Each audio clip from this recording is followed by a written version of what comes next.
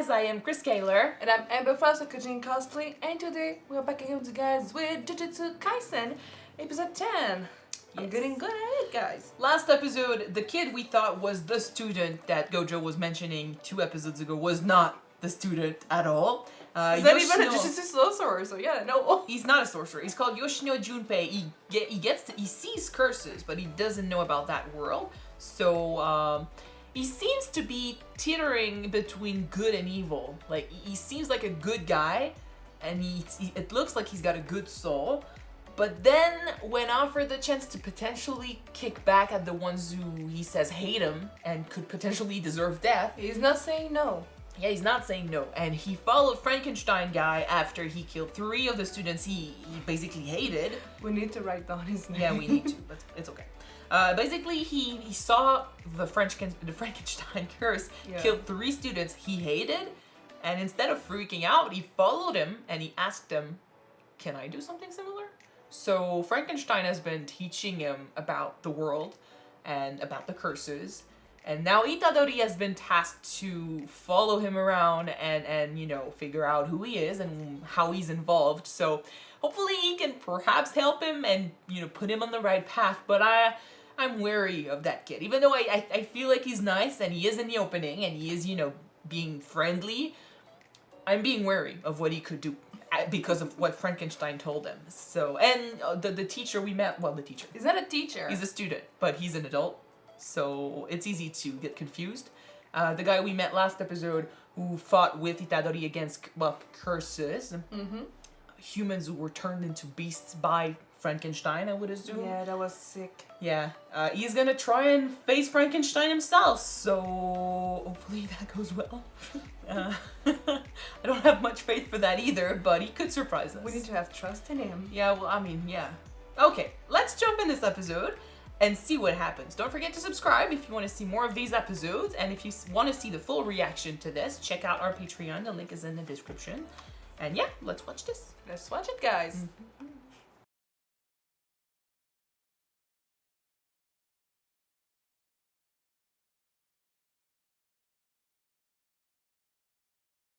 Over time means he has more power?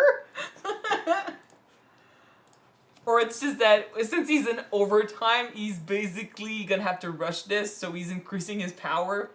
Well, I think that the thing wrapping the blade is some sort of seal. Like usually we're seeing that in a lot of anime. Yeah, so. But yeah, right now he's in overtime. So when he's at work, pissed. when he's at work, he just does the bare minimum, and as soon as he goes into overtime, well, he did say that being a Jujutsu sorcerer was shit and working is shitty. So yes. Why would you put your money into something that you find cheating, you know? Well, I mean, I'm not gonna be mad about this. Thank God if he has, like, an ace up his sleeve or something, because to me, it looked like he was about to lose. And, I don't want him to lose. I don't think he can win this one, considering, like, I don't know what he's gonna do with this increased power. Maybe not win this one, but at least survive this one. Yes, so that's gonna be just enough for me. I just don't want him to die. The thing is, I don't think he's gonna leave if the other guy is still alive. And I don't think he's leaving here if, you know, I don't think that the other guy is gonna lose. I think it's too early in the show for this guy to be beaten, you know? He seems to be one of the main villains of this season. So I don't know if it's gonna be that easy. Or maybe he's just gonna flee and just not be found, yeah. So. But that's what I'm saying. I don't think... Well, you think the curse is gonna flee? Yeah. Okay, maybe. Because I don't think that the sorcerer will flee. No, I don't... That's what I was saying. That's his job to get rid of the curse. So. That's what I was saying. I think he sees that his ability doesn't really work here, but depending on what he brings to the table next episode, maybe it's gonna, you know, have an actual impact on that curse. Because that's the thing. It's the worst ability for this curse. He can alter the shape of his soul, and considering what he said, the soul exists and the body just shapes around it. So if he can change his soul at will, if you cut the body, you just reshape the soul and then the body just knits together. So it needs to find a way to cut the soul then. Yeah, attack the soul. That's gonna be difficult. But then can his ability do that? Can his weapon do that? I don't know. Maybe it can, but it needs to focus on I mean, it. and the thing is, like, one attack, the guy touched him, and he protected his soul, so he can have an impact on his soul, but he did it out of, reflex, and the curse is saying he probably couldn't do it if he touched him 3 or 4 times. So, if it's that uncertain for defense, can he actually do it for an attack? And that's what he needs to do. He needs to come up with a way to attack the soul, and he needs. I mean, I don't know if his weapon can do it. So we'll have to see. You know what? I'm gonna be optimist and say that he can do it. He just needs to find a way to do it. Well, I mean, he needs to actually give us a fight. He needs to be good. And this episode he was okay, but it was mainly about discovering what the other's ability was. So next episode is going to be the real fight, and then we'll get to see. Like, we need to see his full strength, and then we can assess who's the strongest and if he has an actual chance of winning. Hopefully he survives. I don't want him to die. Like, we barely know him, but that's the thing. We barely know him. I don't want him to die right away. You know what? When I see living things like animals, humans, being physically transformed, and they're suffering physically or spiritually, they're suffering, I'm hurting. Well, it is, I find it so tragic that people are just, that living things suffer like that because some twisted guy or some twisted lady just plays God with them. Yeah. They're Just still like there. with Hunter, it reminds me that they were suffering and they expect someone to put them out of their misery, and Hunter, they went in a fight because they die in their own way, so that was a great tragic there.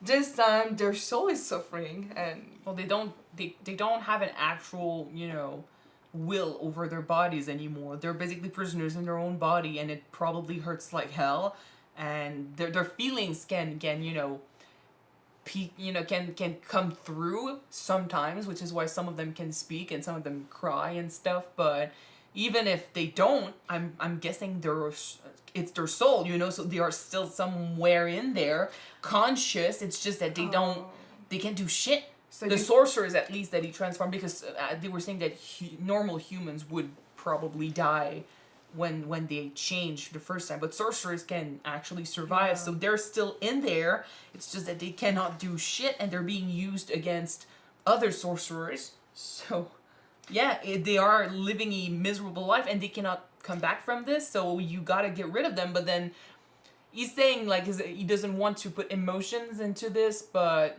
we can't. I mean, your soul can't lie. He is probably shaking with rage.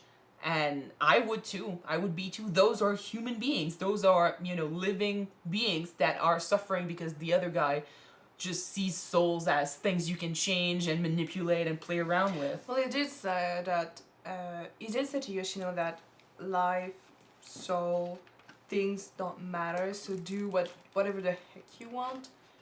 So that's probably because he can manipulate it. True. But according to that, I really not agree with what he said. Agreed. Agree with what he said. Well, no, but that's because we're humans. Basically, what he said, and he's kind of right, but humans talk about souls like these big things that we don't understand, we can't touch, we can't impact necessarily, because we don't. It's not like a body. It's not like an object. Like, we don't have a power over souls. They're beyond our comprehension. But for him, they're toys. Mm-hmm. So what we put importance on, what creates emotions, what creates personality, what makes a person, he sees that as Play-Doh. He sees that as Legos, as a game. He creates stuff with it, and he has fun with it, and that's about it. He comes also from, I don't know how much of that ideology he shares with the others from the same group, but he does come from the group of people who were saying that we're the real humans.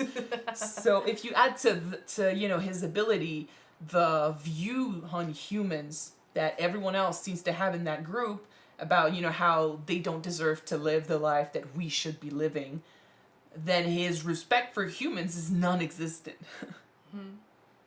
True. It did say something though that got me thinking that in a way it is right because we as a society decide what's right, what's wrong. Like we decided that killing your neighbor was wrong, so you shouldn't kill. But technically, if we were living without any rules, like just a wildlife, who's to say that you couldn't kill somebody, you know? When did he say that? When he told that to Yoshino that nothing mattered, so if you hate someone, you can just kill him or kill her. Well, he was saying that it doesn't matter. No, he was saying that's the thing. He was saying humans put so much importance on souls and what it means to live, basically. That that's why if you say we put those rules like don't murder, don't do this, and we put so much importance and we think about this and what's right, what's wrong. We put a lot of importance on all those questions, but he's seeing this as a playground, and he's like, it's not important. It's not as crazy as you think. It's basically something I can touch and change and manipulate. So it's an object. It's not as crazy as everyone else thinks. So basically it doesn't matter because he sees it as this. It's a battery. If the battery doesn't have juice anymore, you discard it. It doesn't matter, So he sees souls as objects. So when you wonder, should I kill? Should I not? Like, how should I act on my feelings? Should I not? Should I not? Should I be indifferent? Because it's the perfect balance between, caring and not caring. So and hating, basically. So it's fondness and hate. The perfect balance, because he doesn't love those people, and at the same time, hate is a strong word. So he doesn't want to be one of the extremes. So he found a perfect balance in being nothing. He erased himself. He erased his emotions and stuff, and he wants to live like this. But the other guy is like, why? It's much more fun to just do whatever the hell you want because it's not important, because life is a battery. You discard it when you want, So that's how I saw the episode. That's how I saw what he told Yoshino. Yoshino, yeah. Yeah. And I feel like Yoshino is very impressionable right now. I have a question for you though, because it did say something that still got me thinking though. But what would you think of somebody who said that they don't really care about other people's suffering because they don't know those people? Because Yoshino did say that if those corpses was, for example, his mother, he will be in a fury rage and he will try to kill him. But since he doesn't know them, he doesn't really care about them. I feel like his sense of morale has been hurt, But it is something that I think we can see. He's very indifferent. We can see in real life, because some people said that since they don't see real life problems like sociopaths. No, but for example, if something bad happened in another country, that's something that you don't live close enough, you don't see every day-to-day life. You say, "Oh, that's really bad," but what can I do about it? Yes, but it's even worse for him though, because he held that person in his hand. He actually saw it. If someone that you don't know got murdered in front of you, you'd feel bad. You'd feel, something. But he doesn't seem to feel anything about anyone because he chose to be indifferent. I don't know if it's so much a choice as just a result of everything he's been through. I think it's a result because from what we saw of him, he seems to be able to make friends, share things with people. But I think that the fact that he saw human being so despicable and do horrible things against him or against other people, that he just decided to being numb to them, And I think, when he was saying last episode, the people he hates, he wouldn't kill, but the people who hate him, he would. I think that if he chose, not engaging with anyone, not giving them a reason to love him or hate him, being completely transparent when it comes to personality, well, not with his friends, obviously, but just trying to go by without having an impact on anyone's life would probably mean they will leave him alone. They will leave him alone. But then you've got these guys who, even though he doesn't do anything, even though he doesn't talk to them, he doesn't impose, or he doesn't, give them a reason to hate him, they still seem to hate him. That's why he would kill them.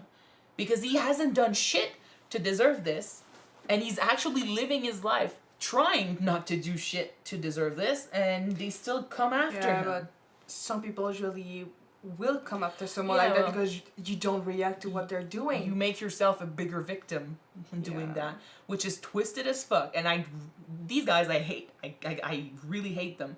And then you've got Yoshino is basically, I feel like he just doesn't know how to react. You know, he's a kid. His emotions are complicated. You know, it's not easy to understand how you should react. And True. sometimes, you know, you'll face a tragedy, and when you're a kid, it happened to me actually, and I'm not gonna go into details, but we went through some shit when we were kids where I remember thinking, you know, I should feel sad about this, and I know it's weird that I'm not, but if I really think about this, it's like I'm not feeling anything. Because feelings are hard to understand, and sometimes you're gonna react a certain way that's gonna confuse you, and you're gonna think, am I bad for thinking this way? Am I bad for reacting this way?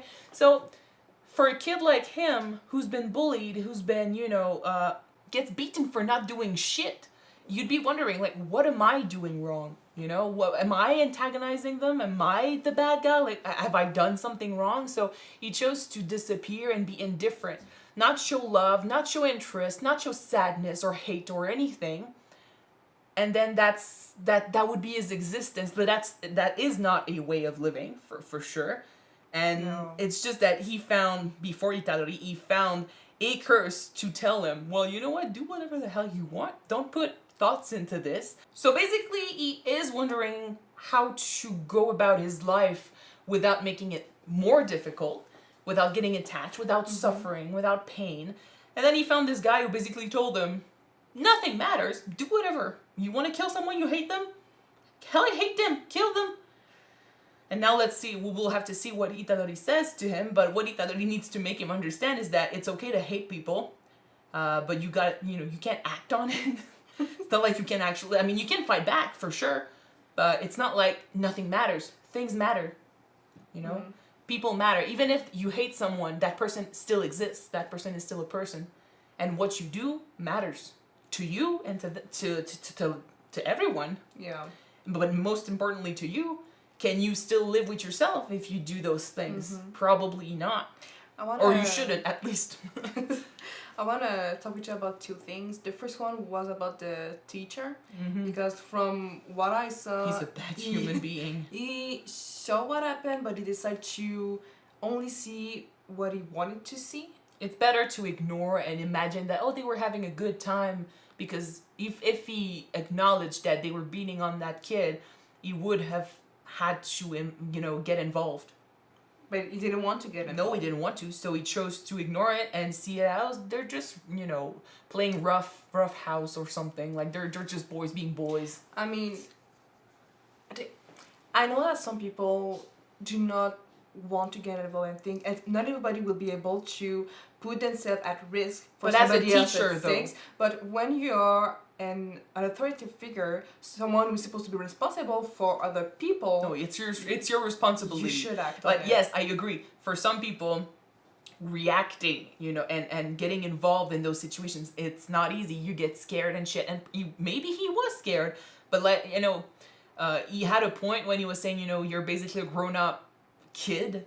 You never wanted to face the real world, so you went back to school as a teacher and stuff. It's a bit harsh, and like, it's not really fair to all the teachers. There are teachers who love being teachers. But I get what he's saying in a way, because it's like he's saying, you know, you don't want to accept that you're an adult and that you can make a difference and that you have to get involved now that you're the grown-up. Yeah. So he chose to ignore it like a kid, but he's no longer a kid.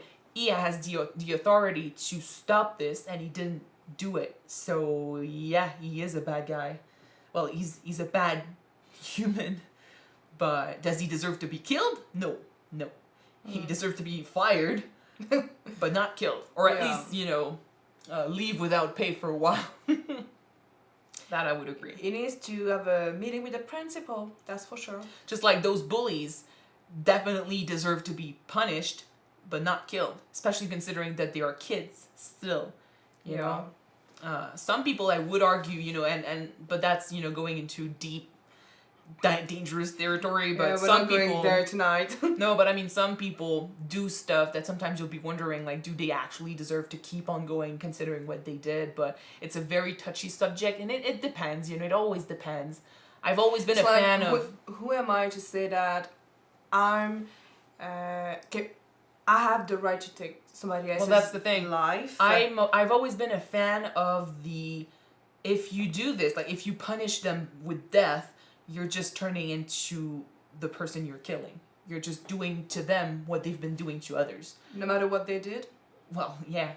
And you know, I would assume that, you know, for people who did bad things, having to face those consequences for the rest of their lives is worse than death. But that's, like I said, that's a touchy subject. Yeah. Still. It is a very long subject that we can talk hours and hours But about yeah, it. But the we only don't have thing- that time tonight. The only thing I would say is that that kid was about to do something unforgivable, and that's the thing. Like, no matter how much we can excuse or understand him, well, not excuse, no matter how much of his life we can understand and what he's been through, and we can understand his hate and why he wants to do it, if he actually does it, it's over. It's done. It will be changed forever, yeah. Yes, and it's not something that can be forgiven. And it's a slippery slope from there. So that's why I'm really glad that Itadori came in at the right moment, and he still has time to change him. So hopefully he does. Which lead me to my second point I wanted to talk with you. I want to know what you think more about the fact that when some people are in a really, really bad place, Yeah. what would you say about sometimes that you just need one person to show you kindness or show you the way to What do you want me to say? Like, it's true. well, I want to talk a little bit more about that. Well, okay, go ahead, talk about it. But I want to know what you think about that fact. That what you said is true. When you're in okay, well, I'll try to add on to this. When you're in a bad place and people around you bully you and you don't feel like you have an ally, you know, sometimes we say we get well, not us specifically, but sometimes we talk about comments on YouTube, and we would be saying that for some people, you get thousands of great comments, and then you get that one shitty comment that puts you down, and all you see is that shitty comment. Maybe sometimes, you know, the reverse is also true and sometimes it doesn't work, but for someone who's always surrounded by evil and bad and just negative people and events and stuff, and they feel like there's no way out, sometimes, and it works for some people, all you need is that one person to show you that there's something to enjoy in life. And like I'm saying, doesn't always work, but it starts there. So it's wrong to say that it works for everyone, because sometimes you'll have people who, despite having good friends, It's too late. it's too late. All they see is the negative, kind of like the comments. But with this kid, and yes, I'm saying this kid a lot because I keep forgetting his name. Yoshino. Yes.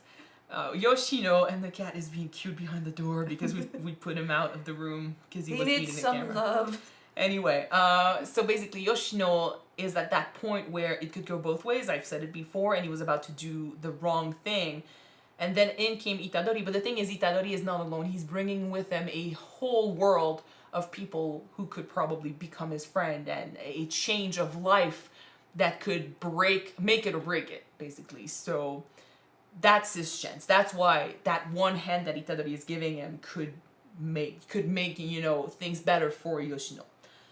But saying that, you know, all you need is that one person, I think it's being very positive, because for some people that are surrounded by a lot of negativity, one hand is not enough. Sometimes it's too late. It's also the fact that some people, even though that they are shown a good path or way to get things better, they don't want to take that chance, you know, because they don't believe that they could take it. Well, that's what we'll see with this character. Hopefully, you know, it could go so many ways, but whether, you know, Itadori introduces him to that world and he decides to take his chance on the great path, you know, the good path, and he finds friends and he finds a life there and he finds happiness that could happen, and then that character is going to become an ally and it's going to be great. Or he gets introduced to it, but he still chooses to you know, the trauma is too strong. The trauma is still there, and he sees that as a way to manipulate him, perhaps, or he cannot see the goodness in those people because all he sees is the potential badness of all the others he's met before, and he still decides to listen to the Frankenstein guy. So in that case, like, he could still turn into a guy that we need to fight eventually. Okay. So I don't know, we'll have to wait and see which path he chooses. Well, I have hope and hoping, so I'm hoping good things. Be positive, I'll be neutral. Anyway, so good episode. Hopefully you enjoyed it. Guys, if you want to see the next one right away, it is on Patreon already. You can check it out if you want. The link is in the description below. And if you don't, wait for the next one to be out on YouTube, guys, which should be next week. Yes. So see you then. Bye. Bye.